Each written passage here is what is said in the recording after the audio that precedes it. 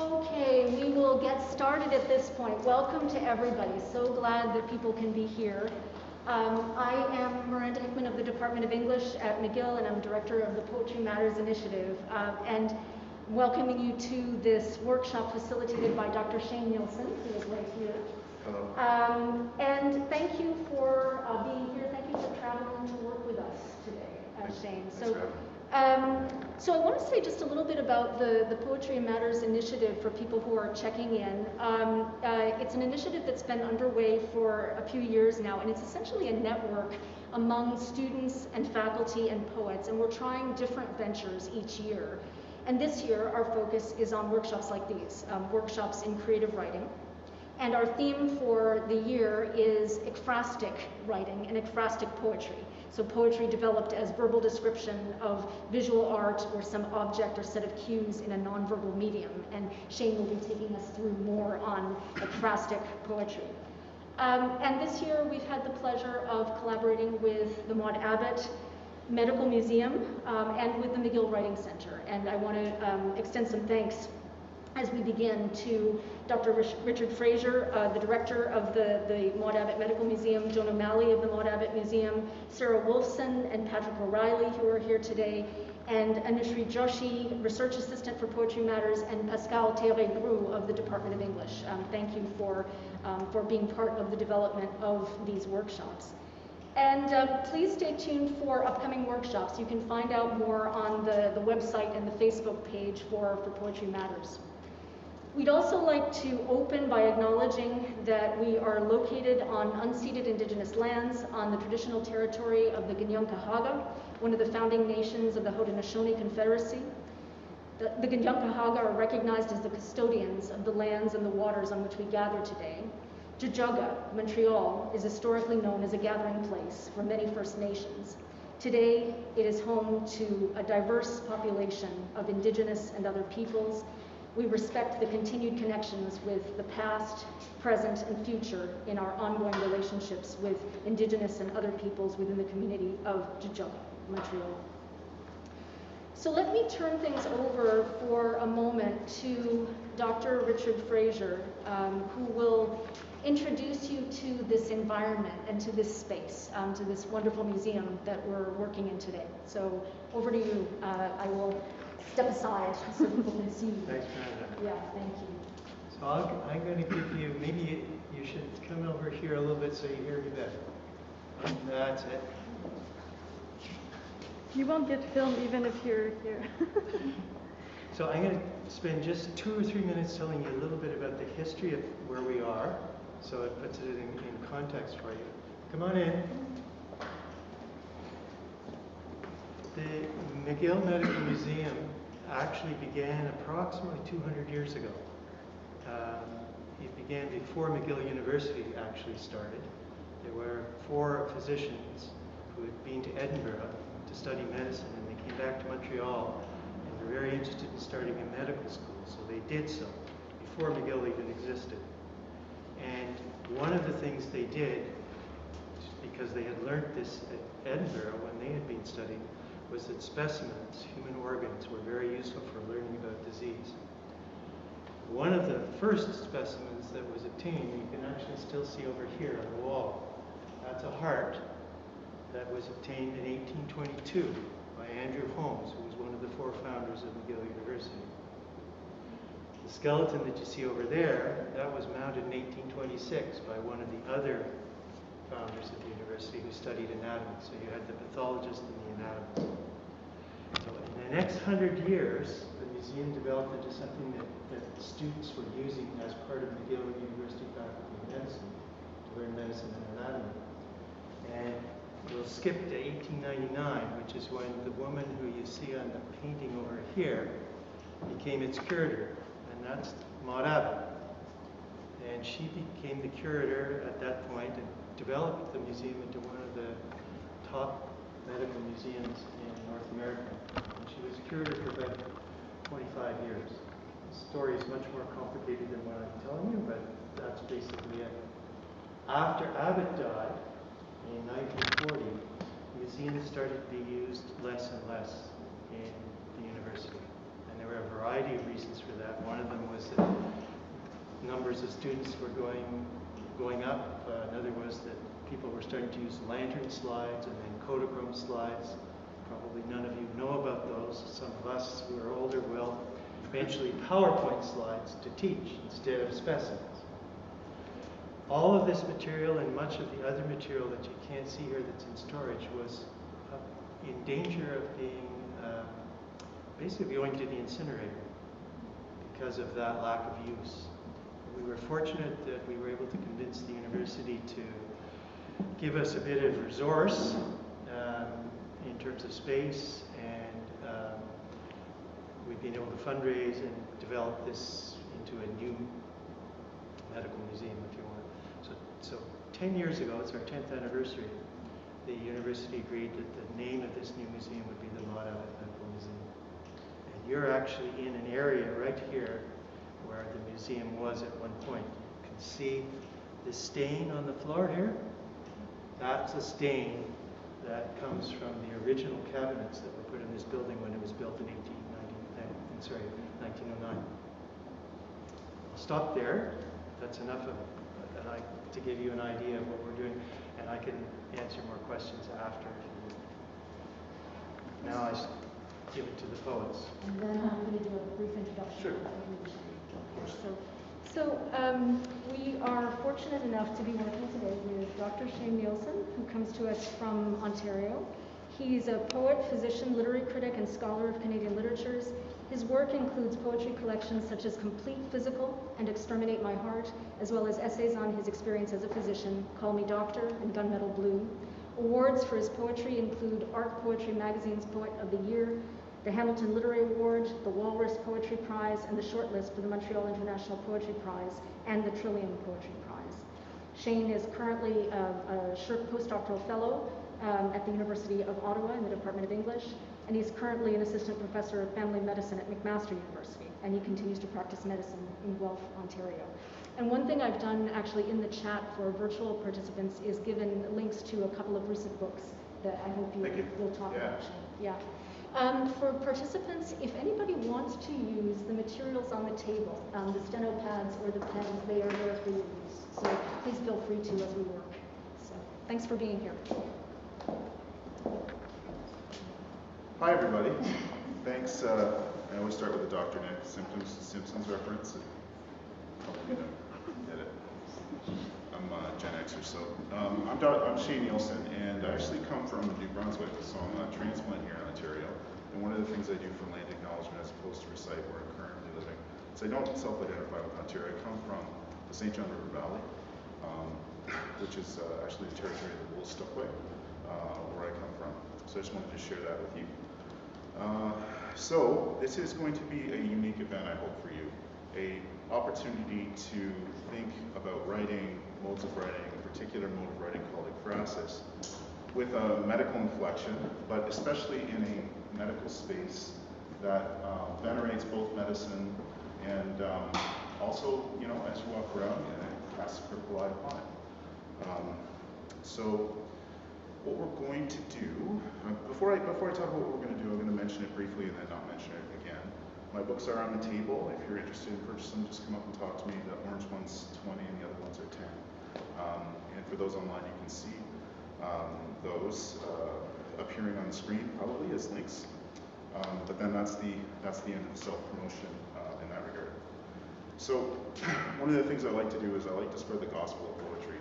When you think of medicine, you think of biomedicine, you think of abstracting things into their essences, numbers, quantifying. Poetry is not necessarily about that in the same way. It's about drawing relationships in space, and that's why it's so wonderful that we're here. Your eye naturally just goes to the different things, and you pull towards them curiously, and you think about them, and that initial impulse isn't necessarily a story. It's just simply identifying with objects. So what I'd like you to do here in the space, and I'm going to have a special instruction for the people visually at home. Can everybody hear me? I should make it clear. Okay. Because I'm one of those, especially with the mask on. Okay. So what I'm going to ask you to do is I'm going to ask you to disperse yourselves amongst the space, okay? And I want you to make friends, literally, make an affective identification with two things, okay?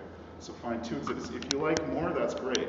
But for the purpose of our exercise, I want you to make friends with two things. And I'm going to give you, and don't feel like you got to hurry, and don't feel like you need to fight over anything, because if there's two people for one thing, that's just fine, okay? So spread out, you've got 5 minutes to make friends with two things. Online, what I'm going to have you do is there's going to be on the screen 10 objects. Those 10 objects deliberately do not have identifications upon them. You solely see the images. So I want you to make friends with two of those things, okay? Stare at them. And you've got 5 minutes to do that. Online, there's a much more heavy curation. So you'll be able to probably pick your two most visually interesting things really quickly. But here in the space, there's just so many marbles to look at. It might be a bit tougher. So please go do that.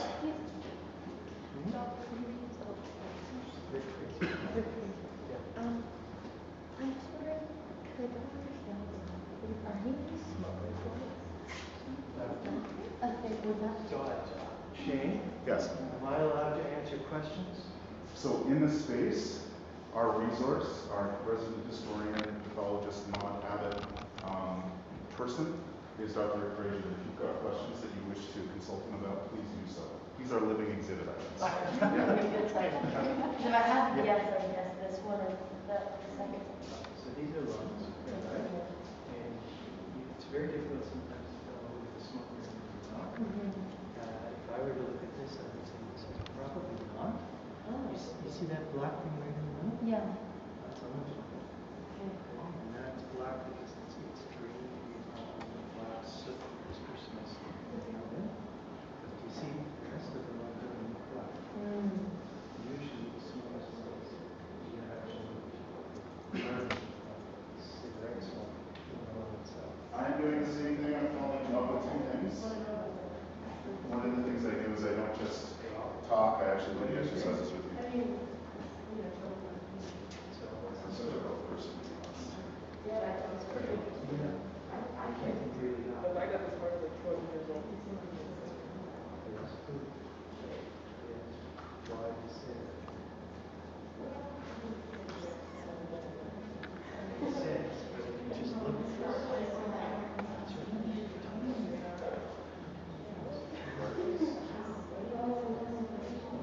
They also went to times.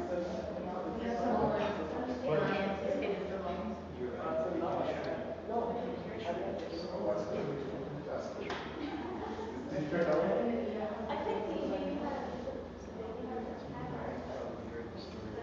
It is kind of.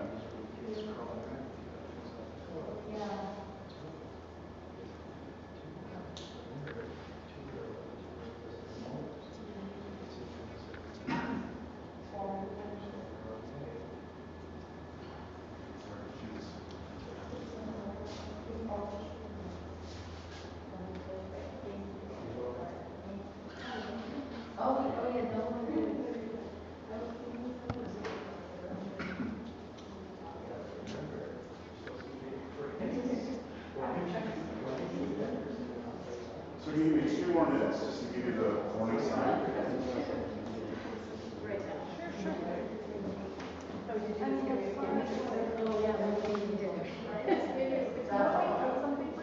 Huh? It's just that in order to see what I'm doing, I have to. No, that's fine.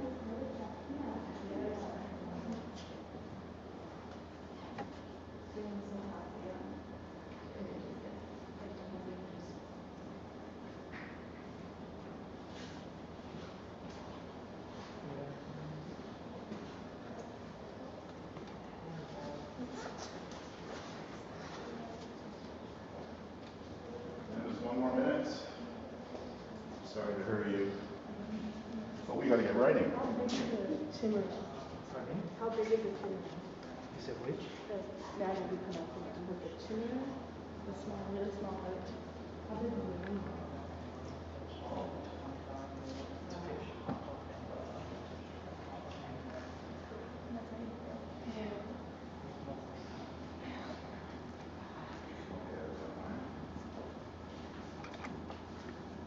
recycle my own love for a second.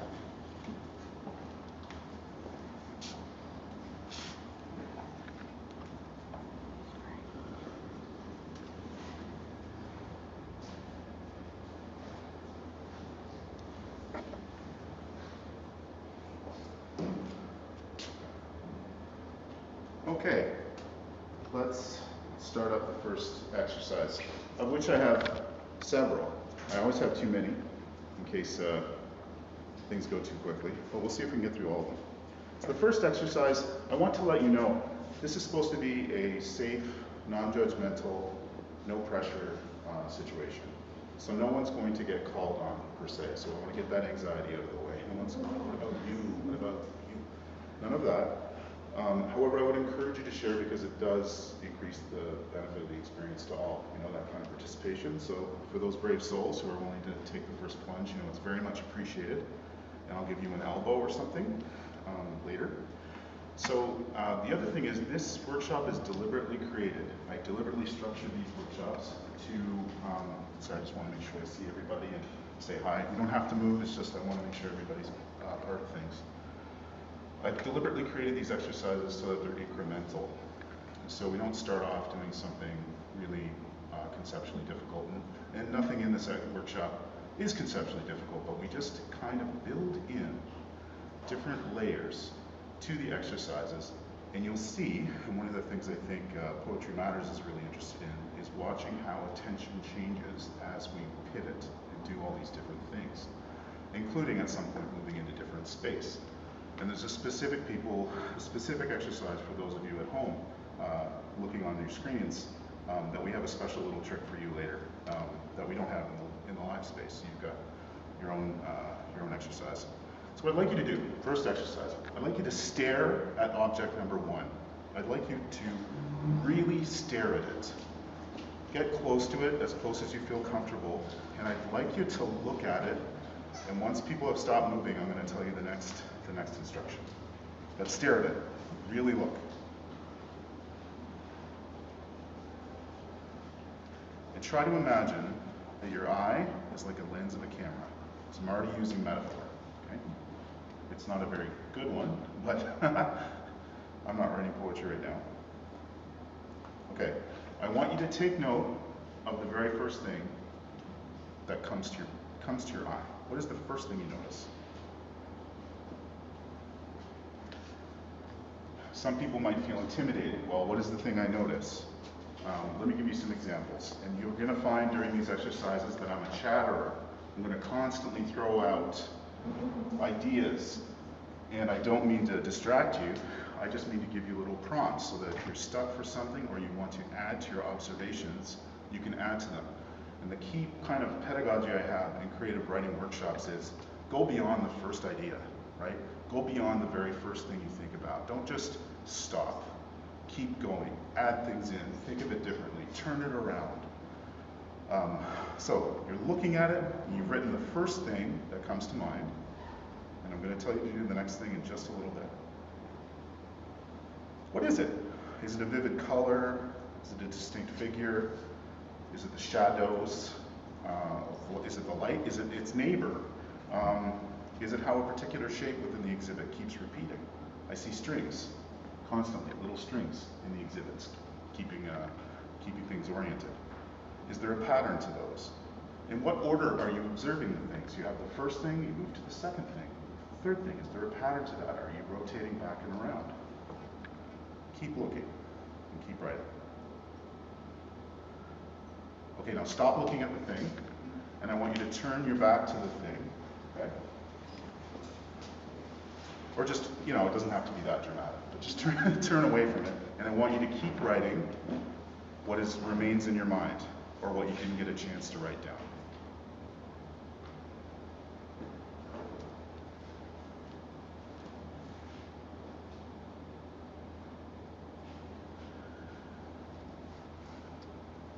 I'm providing you time.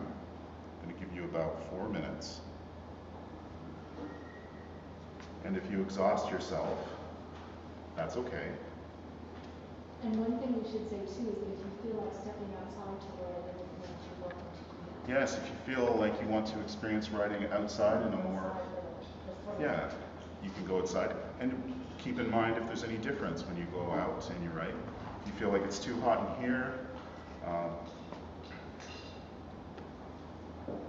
the key is though, don't look at your thing. And if it's on your screen at home, turn the screen off.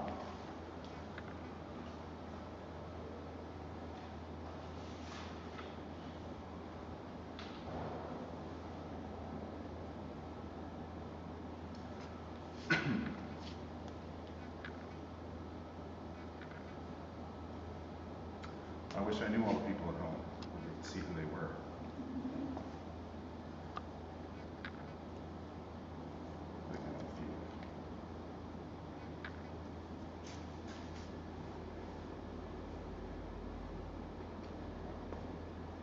It doesn't have to make sense. You're just noticing things about this. You don't have to make relations if you don't want. You're just noticing things about it. It's material.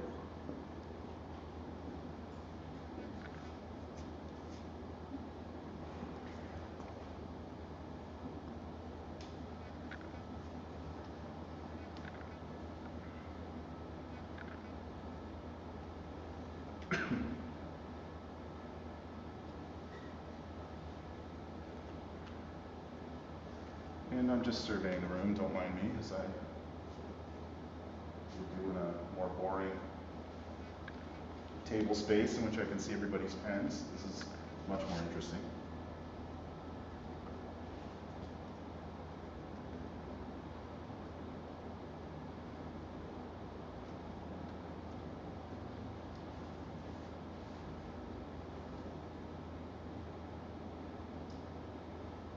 Okay, there's 1 minute remaining. Remember, if you've exhausted yourself, just maybe edit it. Go back and look at what you've written and think about it. Think about what it means. Think about what you're noticing.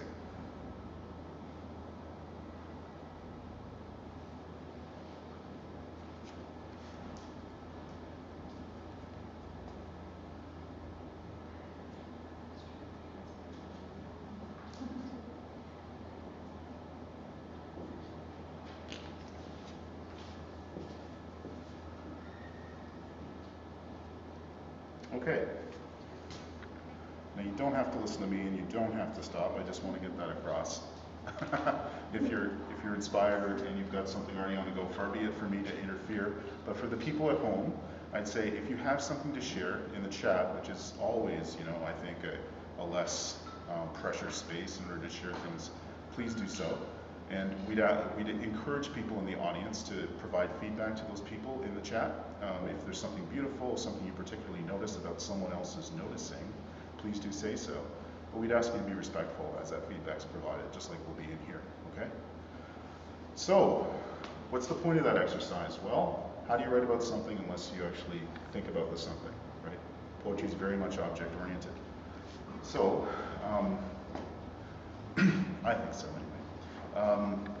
In the audience, is there anybody who'd like to share? Anybody who'd like to tell me what they're noticing?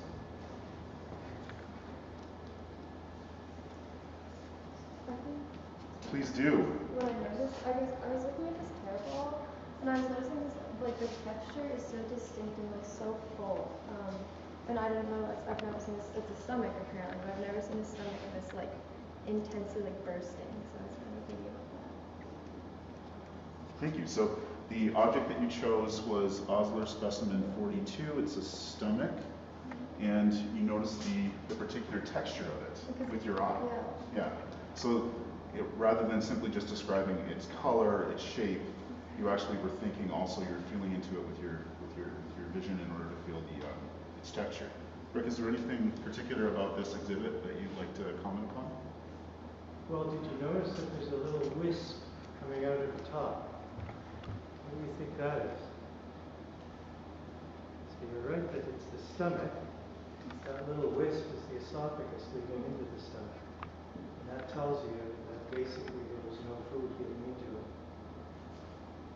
So then you can start to make a story if you want about why that specimen happens to be there. We think that it probably comes from someone who was in insane asylum at the time. It was called that, who was eating his or her own hair. And eventually it just got so much that it filled the stomach, and probably they starved to death. It's a horrible story. We don't know that for sure. That's my interpretation. And that's you feeling into the story just based on the object itself and imaginatively recreating that story just with it there. That and knowing that it's 140 years old. Right, so it's historical context, yeah. Did you care to share what you had written, or should we? No? Okay. Anybody want to share their object or anything that they've written about it in terms of what they noticed? Please do, yeah. My object was the puppy mechanism of which is human, which I have no idea what it is. Okay. But I liked the lower half and how the texture kind of reminds me of cloth that's been folded again and again, like those on the arm or something with the dress. Okay. And did you want to share anything that you've written about it in terms of its noticing? I mentioned a lot the kind of like the shadows everywhere and how it kind of seems like they're like spaces that you can explore. Okay. And I have a question for you about the way that you noticed. Did you notice, did you fire down individual words, or were you making formed sentences? Did you make any sort of question notations? What was the form of your noticing? I think my first observation was just like the cloth is like texture, and then I kind of kept adding on to it. Just like it has folds, like wrinkles, it kind of like gives the sunset to be both dry and soft at the same time, which is feels like like an odd texture to hand touch. Okay, thank you. So you had a little contact point, you just went out from there and just started to add in detail after detail. Beautiful. How many did you get down? They're all kind of, it's just like a big Just a random number. Probably 5 or 6. Okay, that's great. Yeah. And that's just kind of the work that this exercise is supposed to elicit, is just these added observations that sometimes can become poetic material later if you're actually writing whole poems, right? There's the story behind the object. It's interesting. It can inform the poem, but really it's those particular details that make the poetry so powerful. Okay. We do have a couple from the chat who would share with us. Lovely. Thank you, chatters. Maureen writes, and Neilson looks alive, and of an old man with bruised skin, nailed to exhibit like Jesus on the cross. This old man can shake my hand or lick a cup of tea. Wow. Okay. So. Yeah, and for those in the audience, we have 10 slides, so I'm speaking to the folks in the room. There's 10 slides on the screen, and there's I think one of the exhibits is over there of an arm. And what I noticed in that chat was not only describing the exhibit, but there was another metaphor of nails on a cross, so bringing in Christianity, and then I heard also anthropomorphization, feeling one's way into the exhibit itself, all things that we're going to do here. So you're already anticipating the work of poetry that we're going to do. Any other things that we're going to read? So this is the first object in the slideshow, which we can share. And Manisha says, the radicals are endless, trabaculating deep underground. No mad hatter can be found here. The beauty of the labyrinthine replaced en masse, an evil copulation destruction by misplaced mass. Okay, so Shane's instant poetry analysis brain, so many sonic qualities to that, the sibilance of the S's, the playing with medical discourse, so punning a little bit and making it poetry, but also the larger imaginative world in which this object was projected into, and its comment upon that discourse of Alice in Wonderland kind of place in which things are big and things are small and strange. Beautifully done. It's already poetry for sure. Anything else we're sharing from the chat? Yeah, one more from Jiaming. I apologize if I said that incorrectly. This is based on Abbott's specimen 11 of a rhabdomyoma. Definitely said that wrong. Gross. So many I don't know where to look.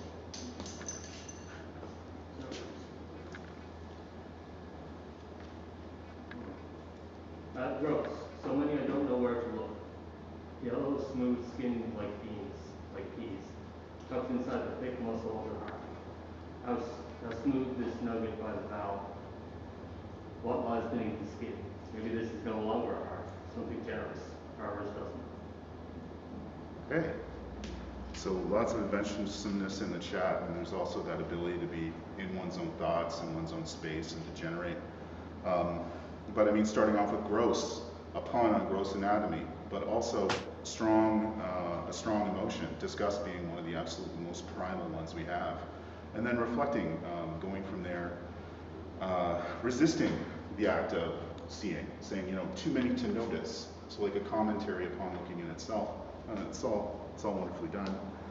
And I'd love to sample more people in the room, but we're going to go on to our second exercise now, if that's okay. All right. So here's the second exercise I'd like you to do. Does everybody have a sheet? Yeah, Okay. that's I'm going to, yeah, I don't mind. I'm going to need a sheet. So grab a sheet.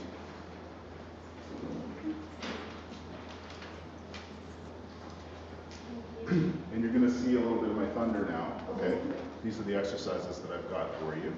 And I'll wait till everybody has one. There's no, don't worry. And I think at home you might see some of these prompts hopefully. But you can hear me too, okay? I will say them aloud. Okay, so the previous exercise was simply designed to get one in some sort of relation to the thing that we're describing. There could be more than one thing, but that exercise can apply to all the things. Really stare at the things that you're describing, you'll feel them, and you'll write about them better. Basic pedagogy. So next, I want you to fit the things that you noticed about your thing, okay? I want you to take those observations and fit them into some rote forms, okay? So on your sheet, you'll see under part 1, object 1, all right? It's highlighted. Go down to the bottom of the page and you'll see the following text, and for the people at home, I'll read it out to you. There are some lines. It goes, there is not, okay?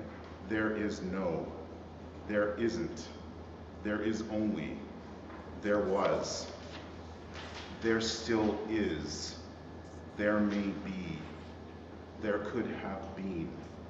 So what I'd like you to do is I'd like you to take some of the observations, some of the reflections, some of the details that you wrote about, and shove them into those lines.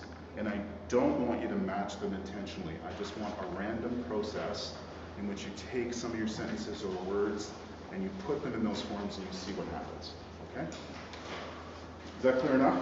So for the people at home who don't have a sheet like mine in front of them, I'm going to read it again.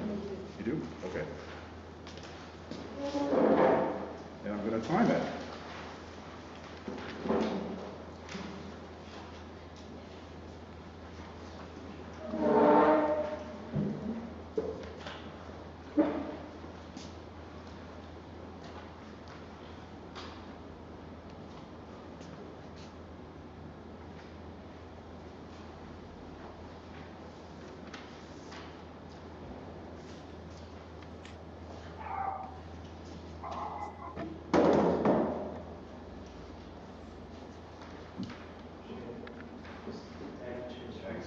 I'm good.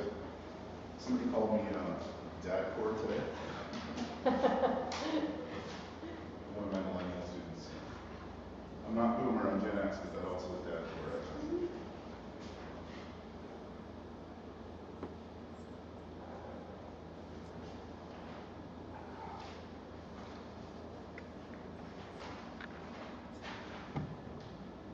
I'm going to encourage you not to look for the remainder of the sheet. Okay? You can if you wish, it can be helpful, but just focus on those prompts. I'm trying to make it later what you're doing. If you anticipate by reading ahead, then maybe we'll preclude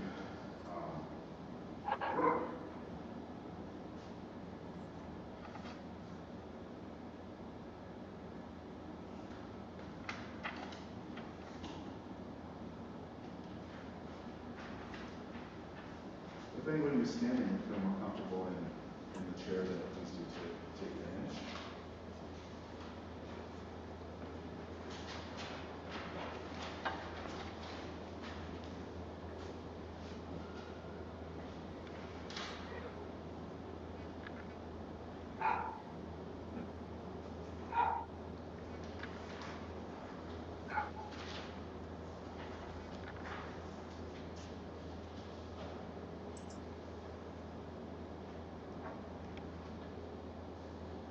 Remember, you can go out to the other space. Read. That's your right.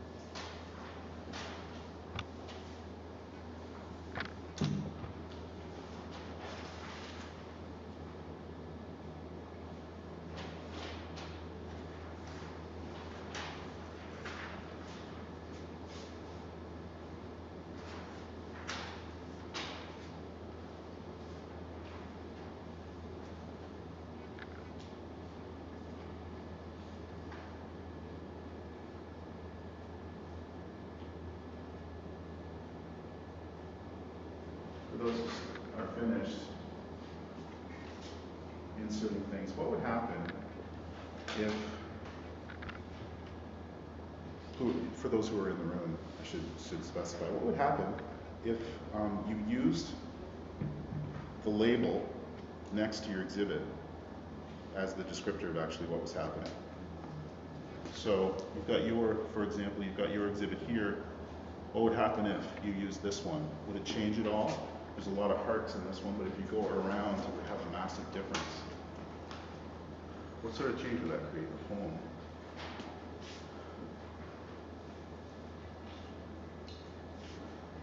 Okay. So that exercise, when it says it's done, would anybody like to share some of the nonsensical or sensical statements that come from this exercise? Maybe we'll start with a chat this time. If in the chat there's any sort of commentary upon that that exercise, there is no, there is not, there isn't, there is only, there was. It'll take a minute, I think. We have some comments, but it'll take a minute to type it out. I guess we want to start. Okay, so we can wait. Who would anybody in the room like to share some of the statements they have? The whole purpose of this exercise is to make strange connections, to take what we see and make it to estrange it, to do that work that Shklovsky says, to make things odd.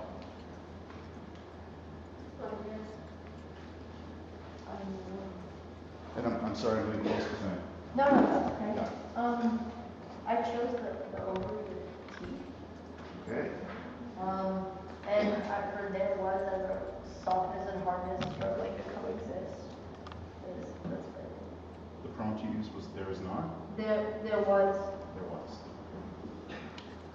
And did you make any other connections in that exercise?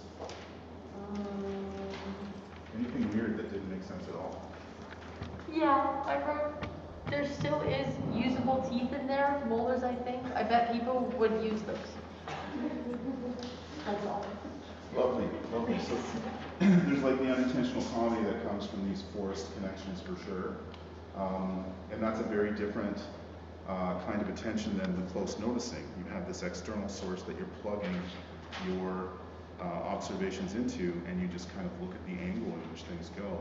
And maybe that doesn't strike you as a beautiful thing, a particular line, the change that it's made, or maybe it does, but you never really would have got there unless that flip happened, unless that external device shoved you that way. Anybody in here otherwise pianist? I know pianists. There isn't enough here for an invisible wheel kick on one of the tiny pacers, very, very tiny pacer. There isn't enough here for the incredible mule kick? For the invisible mule Invisible kick. mule kick. And what was that in reference to? What object? One of the very tiny pacers. The new pacers are like the size of a taser guard. Okay. So it may well be a pacemaker, but it really isn't. So it could be a wrong assumption.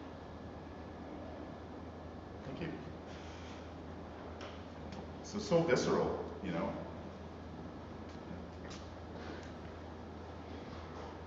Okay, in the chat? This is from Maureen. There is no bruising. There isn't a handshake or a cup of tea. There's only material. There was my hand too. There are still little nails, steel kind of nails.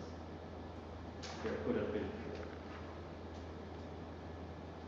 And we have one from Taylor. Before you read that one, there's an item from that exercise that came out that's interesting to me. I never noticed before, based on this particular engagement. You can see how forcing yourself to follow every single one of the prompts results in a kind of felicitous repetition. The word appears, but then it's changed down here, and then it changes again. So anyway. This is from Taylor, and one of the cool things that's happening here is they both sent us these at the same time, so they're sort of interlaced in the chat. Oh, I love that. See, that's the beauty of Zoom poetry. People feeding off each other. Absolutely. It's a different attentional mode for sure. Yeah. Taylor writes, there was a whole system. There could have been structure. There was only perpetual connection. I title that one Lament to Biomedicine. You know? That's lovely. So that's like thinking extremely abstractly and at the level of epistemology. That's wonderful. Yeah. And then we have one from Any comments though, before you read that, Miranda? Sure. Any comments on other people's individual noticing? Any positive encouragement, feedback, yays, celebrations, hand claps, emojis? A lot of people saying that they have loved what's been shared so far. Yeah. Yes. Well, we clap emojis. You folks at home, if you do have responses, feel free to share those as well. Yeah, it certainly builds community, right? Recognizing that someone's written something interesting or beautiful in the room. Miranda? So this is from Jabing. There is no heart. There may be a mango tree. The leaves of a pineapple fanning outwards, or a stalk of the humble Brussels sprout plant, bearing a farmer's dozen ready for frying. There are no rumors, only muscle growth, only exuberance beneath the yellow skin. Growths, generously growing. Okay. So it's kind of intimidating to hear. I'm just going to get that out there. That's like a fully formed lyric right there, so that's wonderful. And you can see how the form kept repeating, but you also see, and I think that's going to come out in the chat to my ear anyway, how Jaming used the forms and then said, I'm going to get away from those now and just keep developing this here. And then a few lines later, step back into the form and used it to keep going, right? Okay. That's a lovely thing about having a form. Yeah, you can rely on it and step away from it, and then it, you know, like melody, right? Like infinite variation upon the melody. Yeah, thanks, Sarah. Okay, next exercise. You ready? Everybody's got their paper ready? Okay, you already heard a little bit of this happening. I should ask, before we go on to the next exercise, does anybody in this living space want to share what they have written based on that form, in addition to what we've already received? Okay, and I also wanted to bring Rick forward. Rick, did you have anything to say about the teratoma? I think that was. It was a teratoma. Yeah. Just that it's a relatively common tumor in young women. And unlike most ovarian tumors that you hear about, it's a benign tumor. In other words, it usually doesn't have a bad outcome. Thank you. Okay, so now for the next exercise. What we're going to do now is we're going to do some of the work that's already been done, but make it the focus. And that is we're going to anthropomorphize, personify, enliven, so to speak, infuse that object with living energy and articulateness and write in its voice. So some questions I have for you and say, well, how do I do that? Some of you will be off the races, some of you may not be. What's it doing right now? What's it thinking about all these people? What's it thinking about what's next to it? or over there? What about its neighbors? What about the people on the bottom floor? Is there too much noise above? Are the heart shaking things? What's happening to it? What's it thinking of? What does it dream of? What does it hate? What does it find funny? Okay, so personify it if you can with any of those ideas, but just try and put yourself in its consciousness.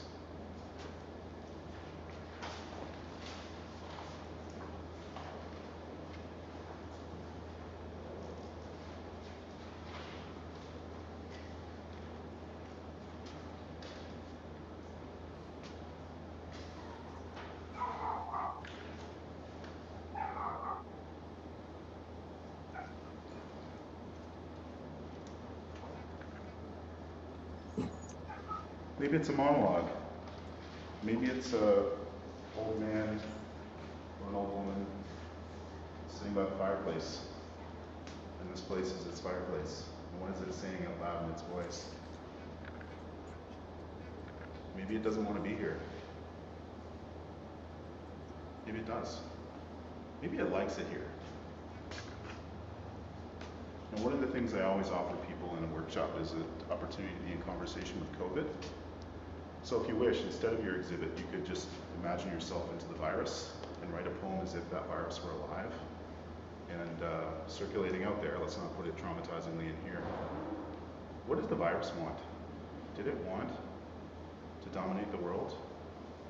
Did it want to kill all these people? Or was it just trying to make its way?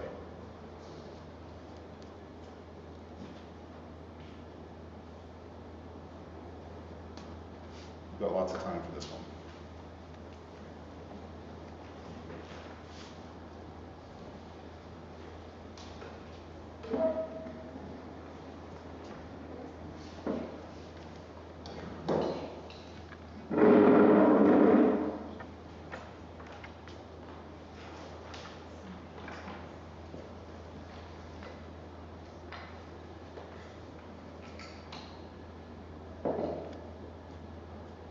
So for the people online, you've got images on a screen. How do they feel about being digitized? Why is the order that order? In this space, it's obvious. Why is the order that order on the screen? Who chose it? Why did they choose it? Maybe it's a hierarchy. Maybe it isn't. Maybe they all take turns rotating around. It's democratic.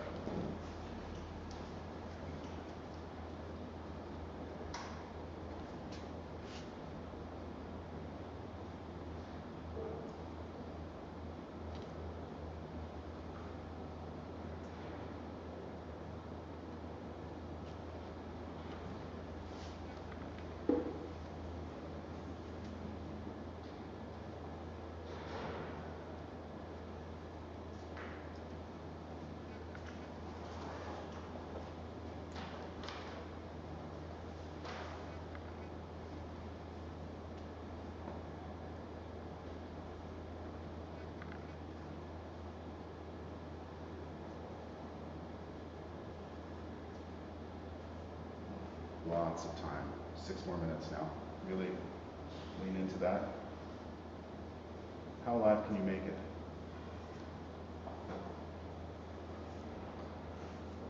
Where's its body? What body was it in? Is it sad that it's not there? Or is it happy?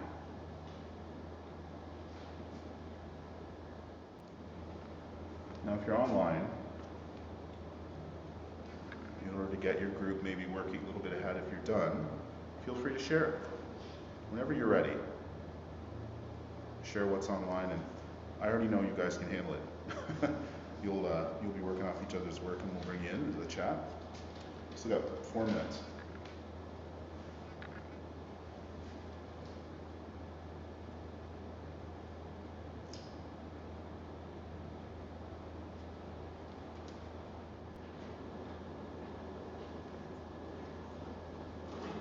Okay, for those who are still writing, but for those who are like, I have their attention because they're stopped.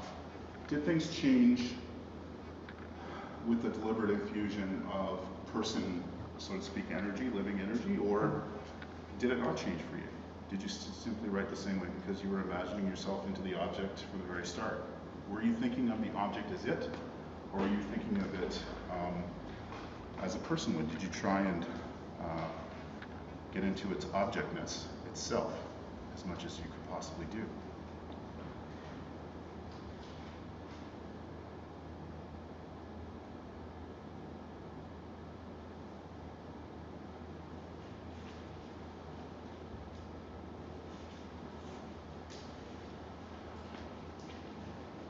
Did it not want to be alive? Did it want to be what it was?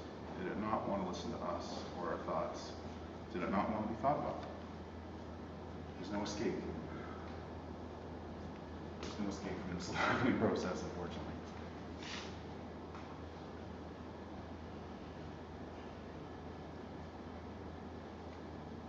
Okay, that's time.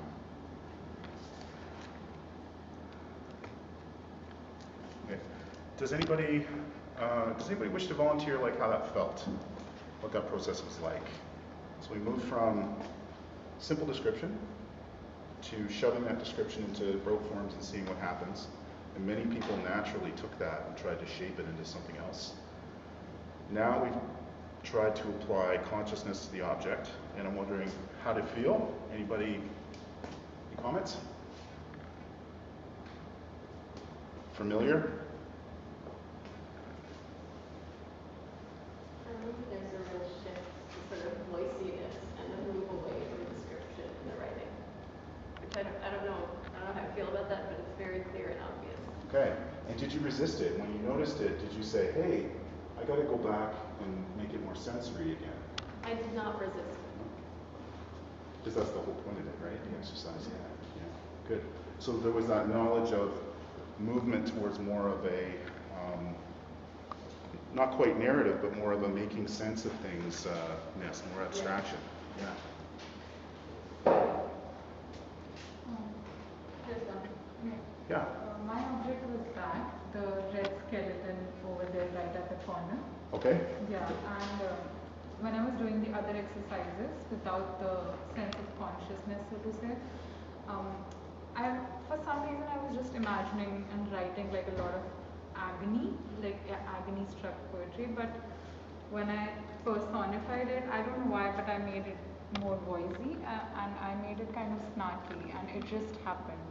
Like I could imagine it having wit, I could imagine it being rude, but not when I was not personifying it. Okay.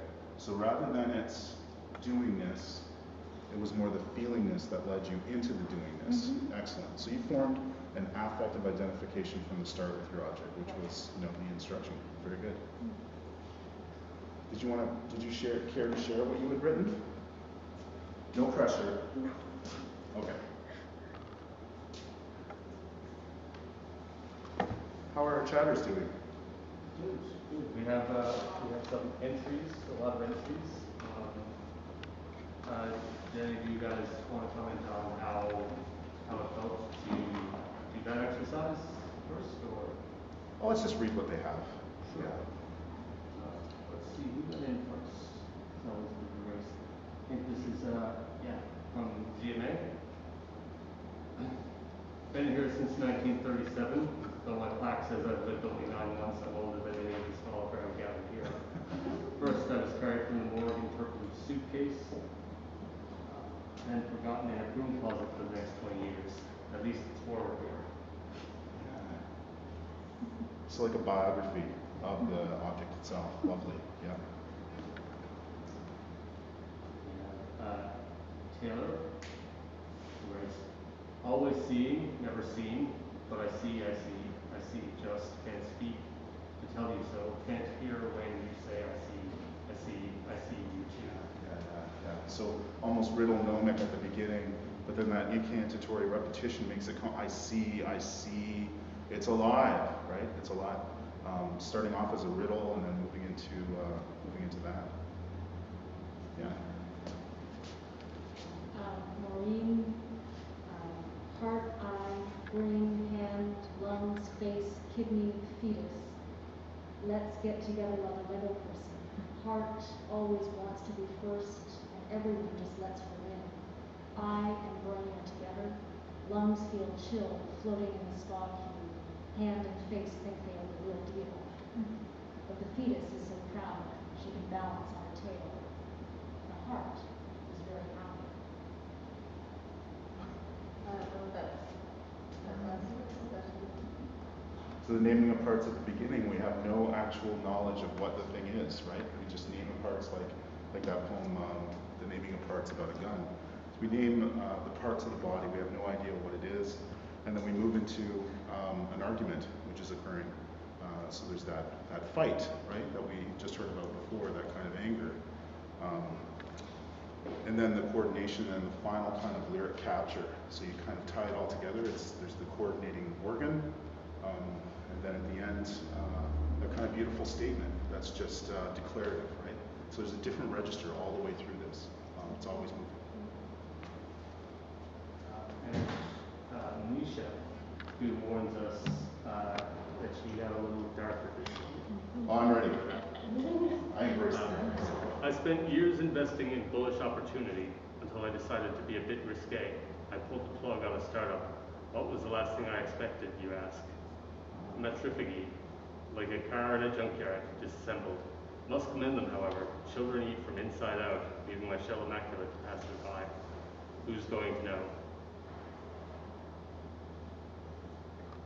I love the ending, you know, the pivot. And that children, for some reason, the juxtaposition of the objects in the junkyard, like the mechanical stuff, and then the children, and then the human flesh next to it, eating their way out somehow resonates with me, you know, the difference. Anybody else want to share in the room? This is your chance. Yeah. And I incline my head because I apologize. I've been to so many poetry readings. This is how it is. I forget more of it. I wrote on the brain and spinal cord in the corner of her band. Yeah. Call me jellyfish, ragworm, ragu draggled keyhole to God. I am contents, no mind nor soul, simple bliss. In my marine bath, I leech my pink away. The last defense of an artichoke's heart splits flame fiber center. Some sort of holy seat on display. Why wear heart on sleeve when you can cut a figure, well-dressed intestines in cave? There could have been bloom, could have been posture, could have you shelled a pistachio or urchin, given up armor, ghost, and fan your vital tassels. We all return to the sea. Inevitable hassle, drop the saran wrap. Cold rain clutters in hand, head over eels. You'll have all this room to breathe. Yeah. Nice work. I'll clap out. I kept noticing, and then you kept moving on to something more beautiful, and I just lost that and moved on to the next thing. It's so tumbling. If there was one thing that really came out, the close noticing and then the declarative kind of beauty, you know, the lyric kind of moment, and then again, narrating motion, and then that declarative sentence. I can't remember them all. I was like, how did you get so far? You know, in that short period of time. That was amazing. I like the imperative in the first line. That's great. Oh, the sound. Yes, this ragu, dragu. Was that how it went? Yeah, and how that generated where you went. Yeah.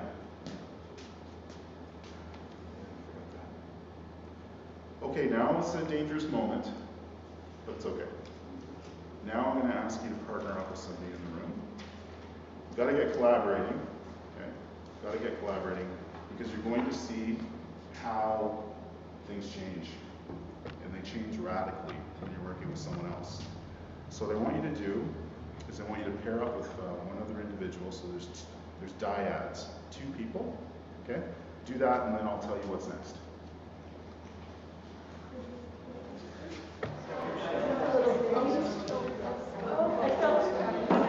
Okay, say hi. If you don't know who you're with, maybe say hi. Maybe introduce yourself, first name or not. High five, but don't, right? COVID. Did you choose just for the intro? Okay, online, the online experience. You're probably wondering, what are we going to do here? Well, what I want you to do is try and pair up. It's difficult to do in the online space, but you can just DM somebody. If you guys end up in threes, that's totally fine. Just try and pair up, and you can do what we'll be doing here, okay? You'll see what I mean. Just try and pair up in the room. If you know somebody's using the same object as you, people at home, then that's probably the natural person to pair with for this exercise, okay?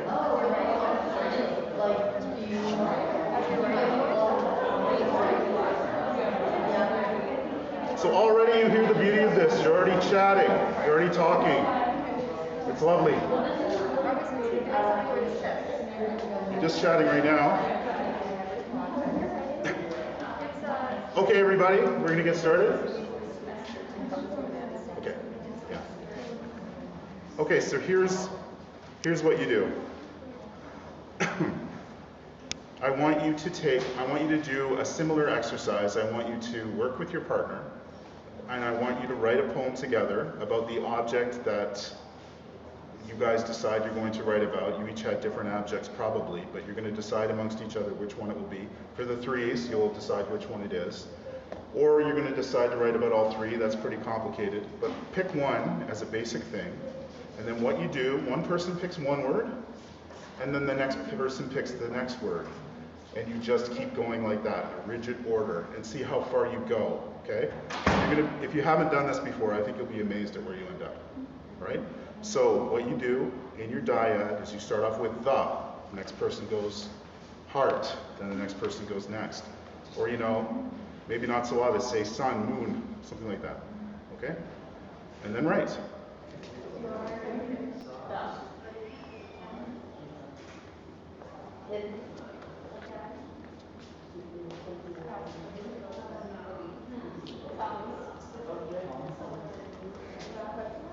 So in the chat, you'll be DMing your partner or partners, if that's even possible. I probably need to be two. And when you're doing it, what you do is you just take the text that you're generating, you just paste it. You know, so you get one word, 2 words, 3 words, you just paste it. You keep going and keep adding to it, okay? You can, of course, just keep doing words in the chat. So the, heart, and then you guys can go down as a line. But at some point, it'd be really interesting if you were able to collect all that stuff together so that we'd be able to read it later. With the thing, okay, okay.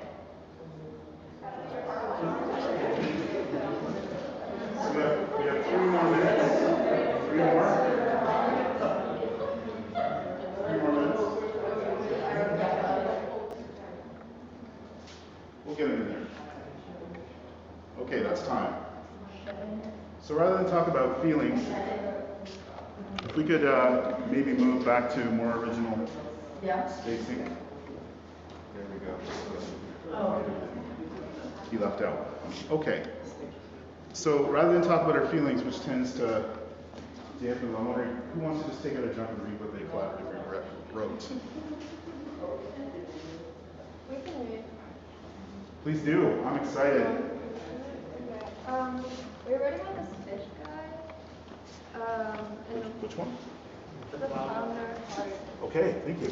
Okay, and so I guess we wrote fish, tasty curl, and bloated gills grasp girly plate. My contorted bladder pleads piss despite the skinned liquid.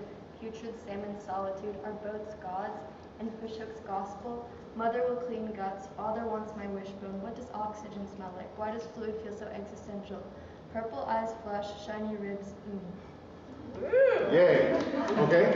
So before I start talking, in my voice, was it weird at the start? Yeah. Okay. And did it get better? Yeah, we hit a line that was our boats gods, and then that's when we got the chemistry. You figured it out. Yeah. You could tell. So it's not that the start was bad. In fact, all language is beautiful. So at the start, it was this really consonantal glug kind of. It was kind of the body lumbering, and then all of a sudden, you guys took off. Yeah, right there in the poem. Good work. That's the whole idea. It's hard to get this relation going in language, and all of a sudden, whoosh. And it doesn't always happen. Sometimes it's sometimes it's weird, but I just felt that really hard adjectival out and down kind of combination, and then it just started to expand into something bigger. Yeah. The whoosh was cool. Yeah. Anybody else? Yes. So we did ours and then the chimera heart over there, like the smallest heart they have, like right, the second, yeah, that one, over there.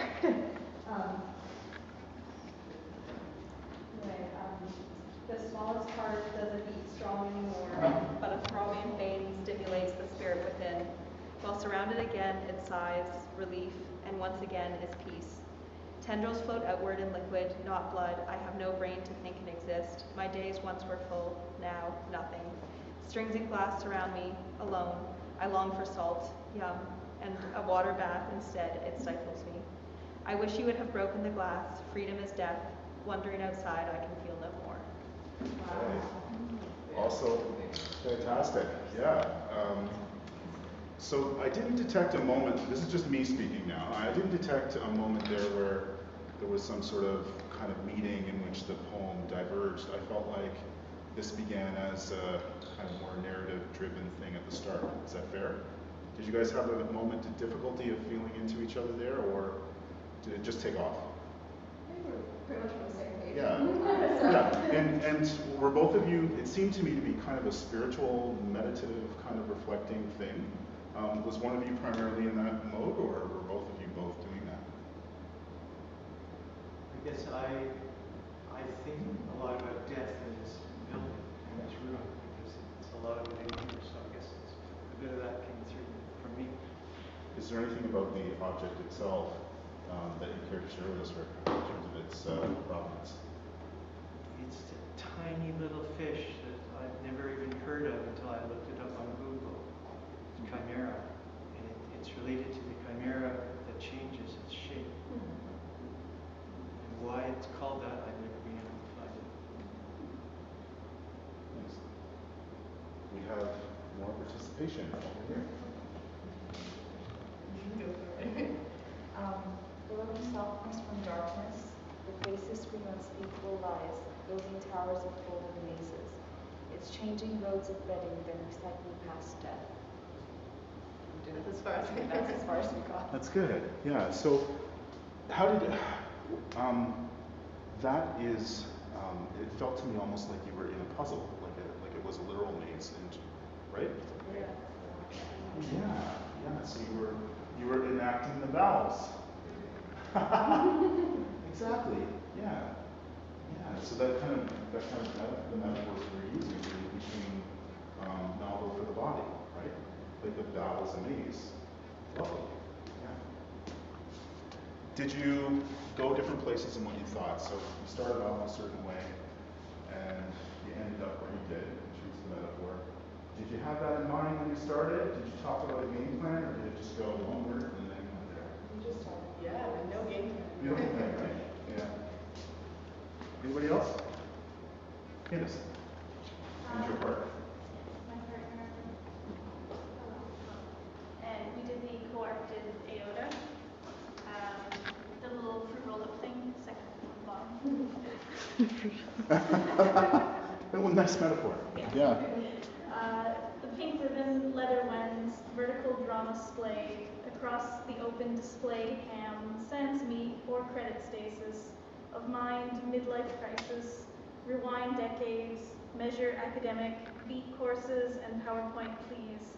Let blood black, punctuate my filleted self, beige glaze, suspend this everything.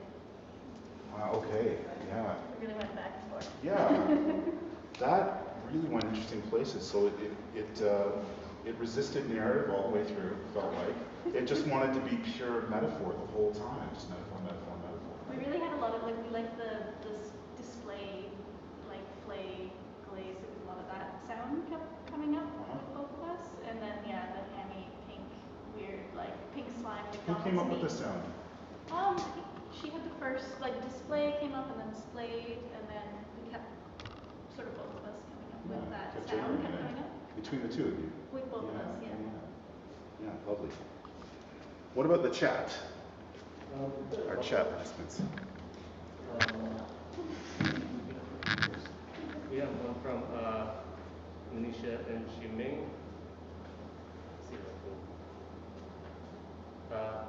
When light touches sound, I feel my mind thump. What memories exist beside this unnamed plot? What ebbs away, ashamed could light this torch? No question mark. Yeah, that's a statement.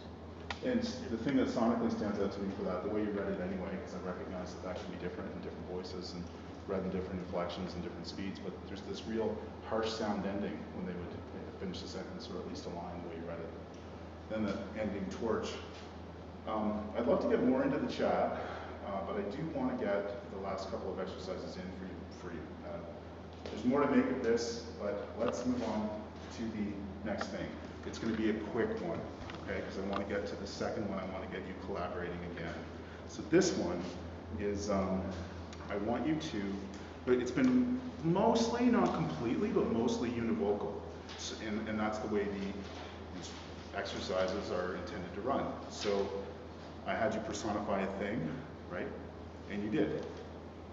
But now we're going to get you to get your first thing that you picked at the beginning of this workshop, and you're going to get it talking to number 2. Okay?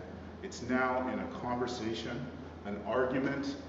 Maybe one's on a balcony and the other's on the ground, and there's a star-crossed lovers or something. Whatever it may be, put them both in a scenario and have them converse with one another.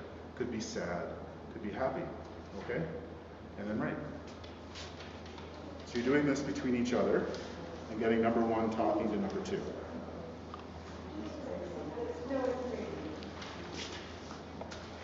So single person, 2 objects.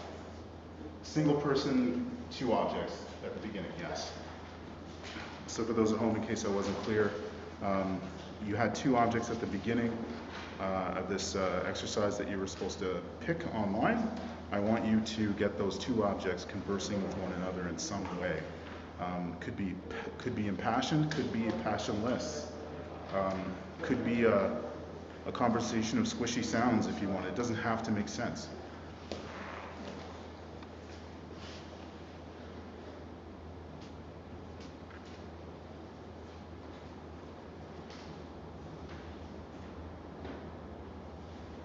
And this will build dynamics in your poems, getting different voices in, especially in longer pieces, making things varied is the idea. Getting past that first idea, oh, I have a poem in my head, I'll write it, and then that's the end, as opposed to putting it through these filters and moving it around and developing it.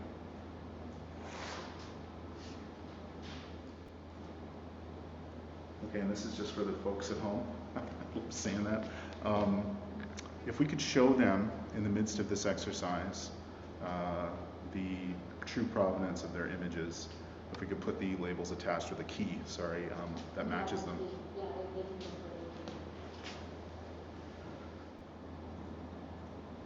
So as you're writing it, how does your attention shift it? Are you looking back and forth? When you're with your partner, these are just the attentional themes of today. How does your attention change when you look and write in different ways? When you were working together, did the person who picked the image look at it less? Did the other person have to look at it more in order to get their hands or minds around it? Okay, now that's for you, all right? That goes uncommented upon, unreflected upon in this space in terms of me. However, if you're at home, the folks at home, of course, may chat amongst themselves about what they've written and share in the chat, and keep that conversation going, community building, close noticing of other people's work. But in the real space here, we have about 15 minutes left, and we come to perhaps a predictable ending. But this is what I want you to do, and it's a little bit complicated, so I'll keep repeating it, but it's pretty implicit once you get your mind around it, okay?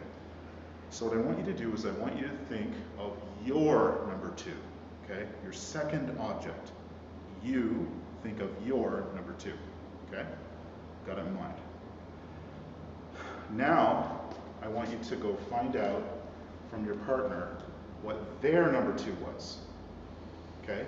Go to your partner, find out what their number 2 was. And I want your partner to tell, and you to tell your partner why you chose this number 2. Okay? Go ahead and do that.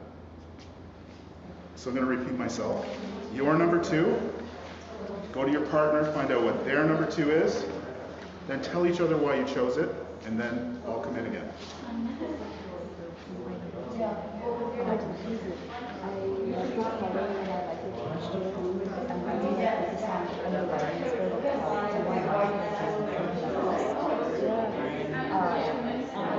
Zoom out, for sure.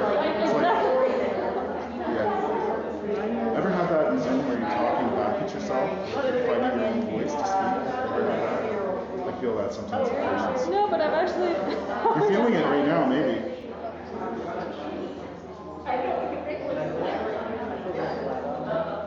Okay, so we've all told each other why we love this number 2. Yes? We're all good about number 2? Okay. So now you have to take your number 2.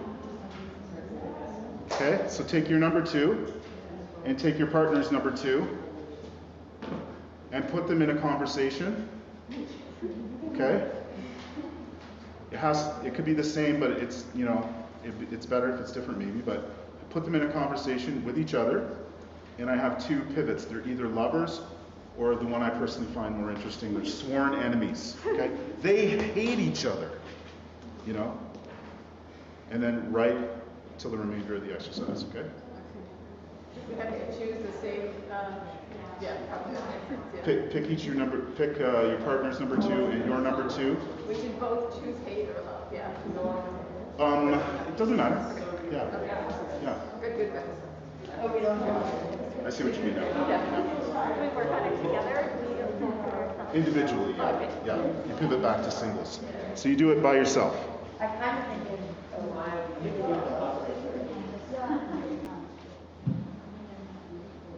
You have 10 minutes to write this out. Okay? Nice long time, the most time that you've had.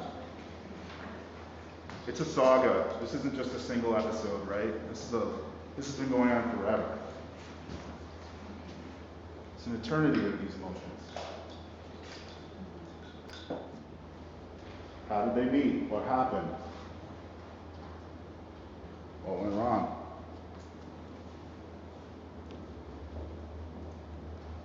What worked? Why are they together? Why aren't they? Doesn't have to be heteronormative at all.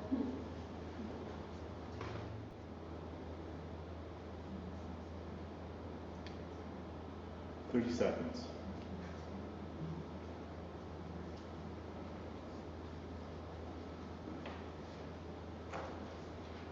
Let the time get away from me there. I was in my own head, thinking about that fibrinous heart.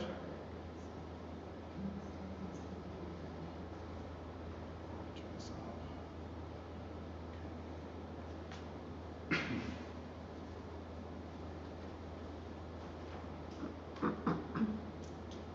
Okay.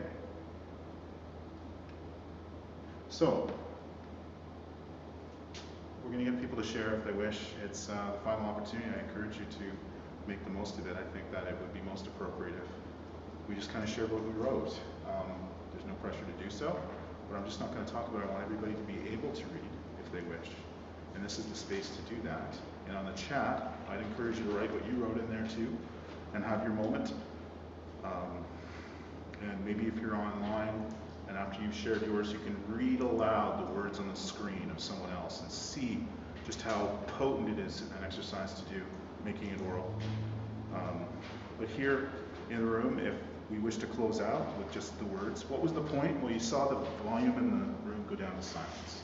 So it was a different environment for the creation of this work. We were back to the univocal self, but yet making multivocal work, right? Also, one of the things is we got to get beyond what we think. We got to get beyond what we know. We're writing poems, we only write about what we think or what we know, and poetry is a means to explore that which we don't completely understand. It doesn't have to make narrative sense. It doesn't have to have numbers. It can't be biopsy. It's It's making something and finding out how you feel about it. And what's a good way to do that? Talking to someone else and finding out why they love something that didn't pass into your regard. That was the point of this exercise, to move beyond oneself, but yet stay within oneself at the same time. Okay, who would like to share? Please do. So this is a conversation between the skeleton, the like baby skeleton over there, and the model of the pelvis up there. Okay.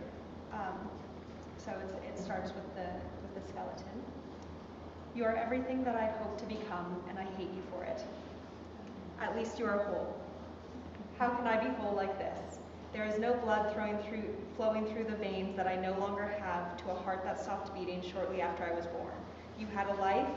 Well, I was robbed, and I will never forgive you for it. There's silence, palpable resentment, then a response.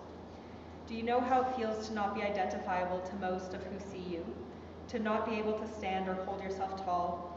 People pity you and are in awe of your tragedy. No one gives a damn about a semi-matured right half of a pelvis. Don't you dare lament when your completeness represents everything that I have lost.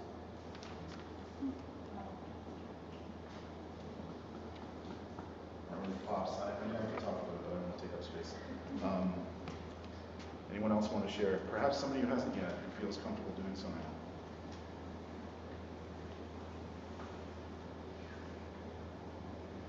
We want to hear you. I could quickly do the counterpart of Leia's. It's actually interesting.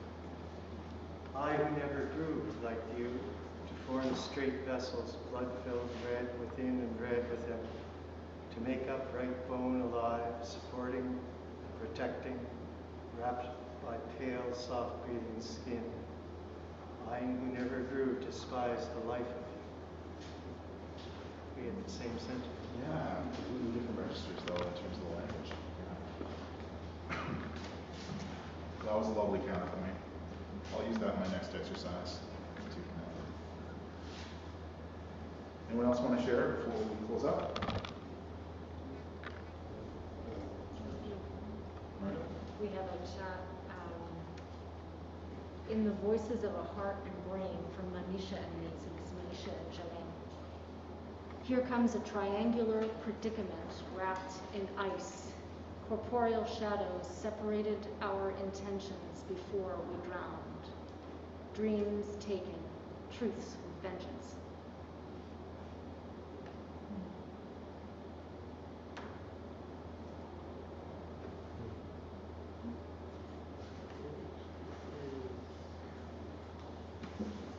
One more from the chat, and then we'll call it the end. I think it's scroller. This is from Taylor. Maureen's, I guess. Taylor. Great. Touch soft, felt once with a need to hold and reverence for ourselves. Burnt, wounded, pulled away, so harsh. Pain once brought upon you, now brought upon us. Why? I am everything of you. Must I too wear your wound like it owns me, amidst me? Searing, scratching, pulls my nerves, distorts my expression into pain. So harsh, creation of your own sandpaper skin. And those were based on the face and the hand that they... Yeah. Well, thank you, everybody. And thanks for coming here. Thanks to, let's see, I got thanks to the Maude Abbott Museum, to start with, and Rick. And to Maude Abbott herself, formidable woman, yeah, whose history we got a little bit of at the beginning. Thanks to Miranda, and thanks to Poetry Matters, Manisha, Pascal, and that fellow over there that I know so well, Patrick. Thanks to my son for being over there in the corner with his computer, happily going away, and especially though thanks to everybody here who contributed, who worked, who made poetry, who shared their work, and who took their attention and made something with it and was willing to go where it would go and where others wanted it to go. Thank you. Thank you.